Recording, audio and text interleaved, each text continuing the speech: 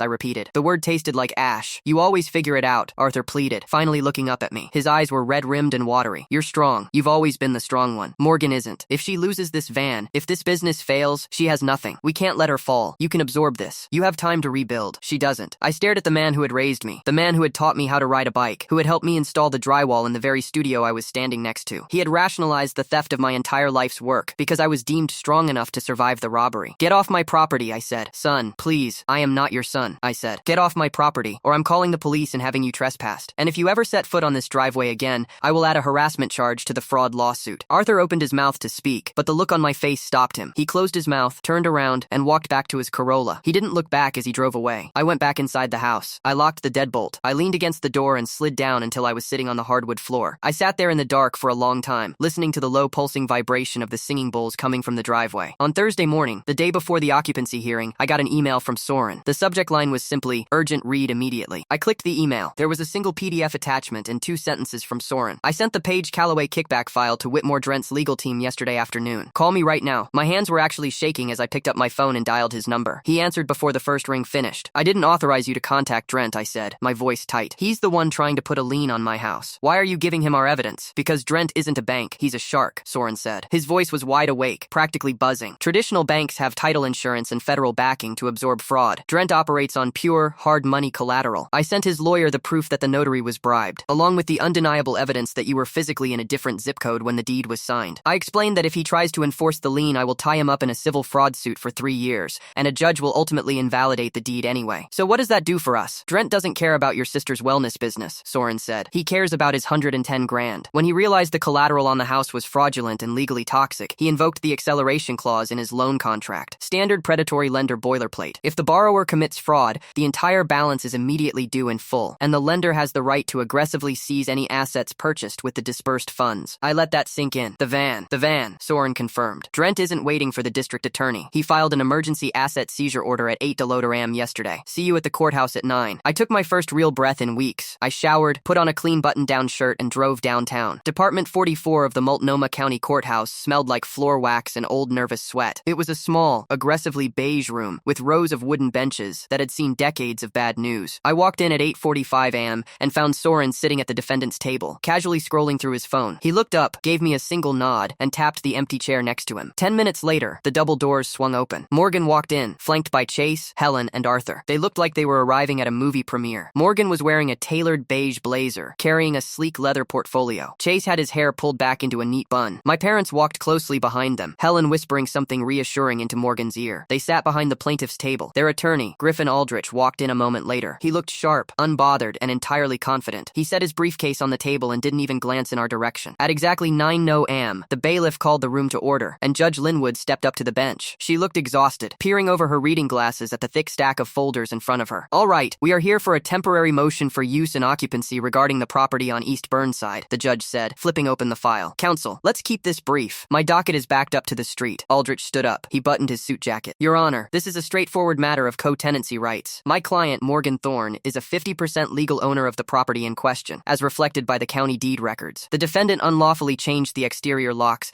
and denied her access to the primary dwelling. We are simply asking the court to grant my client immediate access to her own property while the underlying partition action is resolved. The judge looked at Soren. Mr. Keating? Soren stood up slowly. He didn't button his jacket. He picked up a manila folder from the table. Your Honor, the deed Mr. Aldrich is referencing is currently the subject of an active civil fraud investigation, Soren said, his voice calm and carrying perfectly across the quiet room. We contend the signature was forged by the plaintiff's parents and illegally stamped by a bribed notary. However, we don't even need to litigate the fraud today to ask you to deny this occupancy motion. Aldrich crossed his arms, looking faintly amused. The judge sighed. Get to the point, counsel. The point, Your Honor, is that the plaintiff no longer possesses a valid legal interest in the property, even on paper, Soren said. He opened the folder and extracted a document with a bright red county clerk stamp on it. At 4:30 p.m. yesterday, the lender who held the lien on this property, Apex Capital Solutions, filed a formal release of lien with the county. Aldrich stopped looking amused. He blinked, staring hard at the paper in Soren's hand. Behind him, Morgan shifted uncomfortably in her seat. Why would the lender release the lien before the debt was paid? The judge asked, leaning forward slightly. Because the lender discovered the collateral was fraudulent, Soren replied. Apex Capital invoked the fraud acceleration clause in the loan agreement. They released the toxic lien on the house to avoid a protracted civil suit with my client, and instead executed an immediate asset seizure against the plaintiff's liquid assets and personal property to recover their funds. Soren walked the document over to Aldrich, handing him a copy, and then handed one to the bailiff for the judge. As of this morning, Soren continued, walking back to our table, the plaintiff holds no equity, no lien, and no financial standing regarding the East Burnside property. Granting her occupancy would be forcing my client to house a hostile squatter who is currently defaulting on a six-figure predatory loan. Aldrich stared at the document. I watched the color drain completely out of his face. He was a smart lawyer. He knew immediately that he had been played by his own client. He looked back at Morgan, his eyes narrowing into a hard, furious glare. He hadn't known about the forged deed. Morgan had lied to him, and she had just humiliated him in front of a sitting judge. Your Honor, Aldrich said, his voice tight with barely suppressed anger. I need a 5-minute recess to confer with my client. Motion for temporary occupancy is denied, the judge said swiftly, striking her gavel once. Mr. Aldrich, I highly suggest you review the ethical guidelines regarding the filing of fraudulent deeds before you pursue this partition action any further. Next case. It was over in 6 minutes. We walked out into the echoing hallway of the courthouse. Morgan was pale, walking fast, desperately trying to keep up with Aldrich, who was practically sprinting toward the elevators. Griffin, wait, I don't understand what he meant by asset seizure, Morgan was saying, her voice pitching upward into a whine. They can't just take our things. We have a contract. Aldrich stopped abruptly and turned around. Morgan almost bumped into him. Chase, Helen, and Arthur huddled nervously behind her. I am withdrawing as your counsel, Aldrich said coldly. Effective immediately. You lied to me about the origin of the title. You exposed my firm to a civil conspiracy charge. You will receive my final invoice by the end of the day. Do not ever call my office again. He turned and walked onto the elevator, leaving them standing there in the middle of the hallway. Morgan looked terrified. She turned to Chase. Call Whitmore Drent. Call him right now. Tell him we'll give him a higher interest rate. Tell him we just need time to finalize the business. Chase pulled out his phone, his hands shaking so badly he dropped it onto the linoleum floor. Soren and I walked past them. We didn't say a word. We took the stairs down to the main lobby and pushed through the heavy glass doors out into the bright, crisp Portland morning. We walked around the corner to the paid parking lot where I had left my car. As we turned the corner, I stopped dead in my tracks. The slate gray Mercedes Sprinter van was parked across 2 spaces near the back of the lot, and a massive heavy-duty flatbed tow truck was parked directly in front of it. 2 men in high-visibility vests were already at work. One was attaching heavy steel chains to the front axle of the van. The other was standing by the control levers of the winch. A moment later, Morgan, Chase, and my parents came rushing around the corner. Morgan let out a sound that I can only describe as a dying animal. It was a guttural, jagged shriek. "Stop! Stop!" she screamed, sprinting across the asphalt. Her beige blazer flapped wildly behind her. "You can't do that. That's my van. That's my business." The man by the winch didn't even look up. He just pulled a lever, and the heavy steel cable whined, pulling the $90,000 van slowly forward onto the tilted bed of the truck. Chase ran up to the man attaching the chains, grabbing his arm. The man shoved Chase backwards so hard he stumbled and fell onto the pavement. The tow truck driver pulled a folded piece of paper from his vest pocket and tossed it onto the ground next to Chase. "Court-ordered asset seizure, buddy," the driver said, his voice completely bored. "Apex Capital. Take it up with the judge." Helen ran forward, dropping to her knees next to Chase, wrapping her arms around him as if he had been shot. Arthur stood paralyzed at the edge of the lot, his mouth open, watching the mechanical whir of the winch drag his daughter's entire fraudulent empire onto the back of a truck. Morgan was weeping hysterically, grabbing at the side of the van as it moved upward. The gold vinyl lettering, Aura and Apex mobile sound frequencies, scraped against the metal side rail of the flatbed, peeling off in a long, ugly strip. Soren pulled a manila envelope from his briefcase. He walked over to where Arthur was standing. I followed him, keeping a few feet of distance. "Arthur," Soren said sharply, cutting through the sound of Morgan's screaming. My father looked at Soren, his eyes hollow and defeated. Soren pulled a single sheet of paper from the envelope and held it out. "This is a quitclaim deed. It legally transfers any and all interest Morgan claims to have in the East Burnside property back to my client. I have a mobile notary sitting in the coffee shop across the street." Arthur stared at the paper. "And if she doesn't sign it?" "If she doesn't sign it in the next 5 minutes," I said, speaking to my father for the last time in my life. Soren walks the forgery evidence to the district attorney's office. Morgan goes to prison. Mom goes to prison. You go to prison. And Drent comes after your Social Security for the balance of the loan. Arthur looked at me. He looked at the hard, unyielding expression on my face. He finally realized there was no ledger left to balance. The account was closed. He took the paper from Soren. He walked over to where Morgan was sitting on the asphalt, sobbing into her hands while the tow truck secured the van's tires. Arthur knelt down. He spoke quietly to her. He pointed at me, then at the paper. Morgan looked up. Her mascara was running down her face in thick black lines. The Zen persona, the manifesting, the holistic energy, it was all gone. She just looked like a terrified, broken person who had finally run out of other people's money. She took the pen Arthur handed her. She placed the quitclaim deed against the rough asphalt of the parking lot. She signed her name. Arthur brought the paper back to Soren. He didn't hand it to me. He couldn't look at me. "It's over," Arthur whispered. "Yes," I said. "It is." I didn't stay to watch the tow truck pull away. I didn't stay to watch them figure out how to get back to their cramped apartment without a vehicle. I walked back to my car, got in, and drove away. When I pulled up to my house, the driveway was entirely empty. The only thing left of them was a dark, spreading oil stain on the concrete where the van had been parked. I unlocked the front door and stepped inside. The house was dead quiet. No singing bowls. No heavy bass vibrating through the walls. No juicer grinding away in my kitchen. The air felt light. It felt clean. I walked through the house, out the back door, and across the lawn to the studio. I unlocked the heavy, soundproofed door. The room was cool and smelled slightly of ozone from the computer towers. Everything was exactly where I had left it. My desk, my monitors, my hard drives. I sat down in my chair. I reached over and flipped the power switch on the main rendering tower. The fan spun up with a low, comforting hum. I opened my imported coffee beans, ground them down, and started a fresh pot. I pulled up the timeline for the real estate video I was supposed to finish. I put my headphones on, and in the perfect, expensive quiet of my own backyard, I went back to work.